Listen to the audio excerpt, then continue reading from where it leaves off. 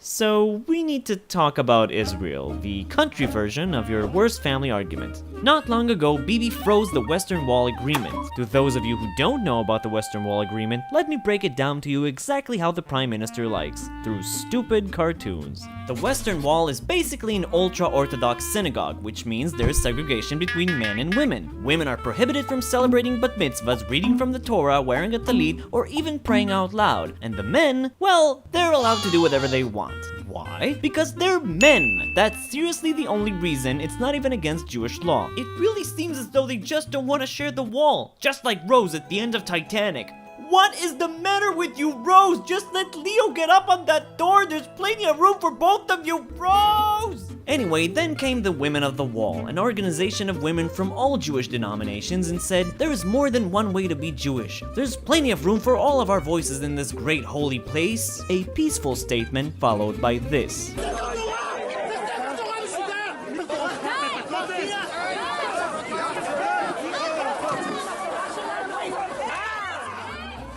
Treated like criminals for praying and wearing a talit. Here they are being frisked by security guards in fear of smuggling in a Torah. Why? How is this a thing? What are you afraid they'll do with it? It's a scroll. I mean, come on, even the Hamburglar is a more serious offender. These images of the arrests caused an outcry from liberal Jews in Israel and abroad, and the pressure was on Bibi to fix it. We will soon conclude a long overdue understanding that will ensure that the Kotel is a source of unity for our people, not a point of division. A new separate plaza was suggested as a solution, and the terms were, the plaza would be big and dignified, where gender equality and religious freedom are protected by law.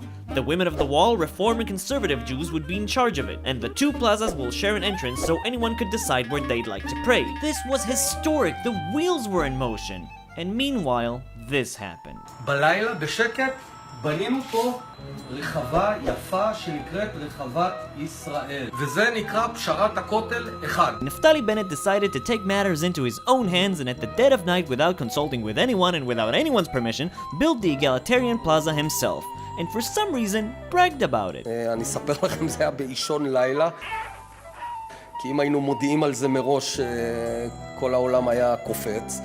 הבנתי שיש את הבעיה, ופשוט הקמנו פלטפורמה מעץ. What the hell is that? It looks like a poorly constructed sun deck. I don't want to tell you how to do this or anything, but it's not a solution to a real problem. You building this thing at night without telling anyone is not a compromise. A compromise is when you meet each side and reach a compromise. To the surprise of no one, the Women of the Wall rejected this shoddy wooden whatever that looks as if it was built by a donkey with a hammer, and the negotiations with the government continued for 3 more years. In 2016, the agreement for the new plaza, the nice one we mentioned, not this thing, was passed by a majority vote of the Israeli cabinet. I will always ensure that all Jews can feel at home in Israel. Reform Jews, conservative Jews, Orthodox Jews, all Jews.